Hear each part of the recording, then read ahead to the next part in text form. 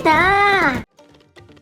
Isa sa mga pambato ng Pilipinas sa MGI All-Stars 2026 na si Imelda Schweikart ay naging usap-usapan matapos siyang hindi makapasok sa susunod na cut ng kompetisyon.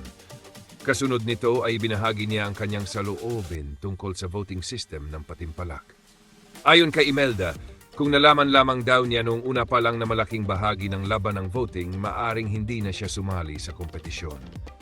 Aniya, hindi rin umano agad na ipaliwanag sa kanila kung gaano kalaki ang magiging epekto ng botohan sa resulta.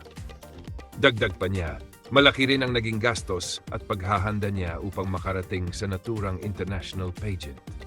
Dahil sa kanyang pahayag, nahati ang opinyon ng mga netizens. May ilan na nakaunawa sa kanyang sentimiento, habang mayroon ding nagsabing bahagi na talaga ng modernong pageantry ang public voting at fan support.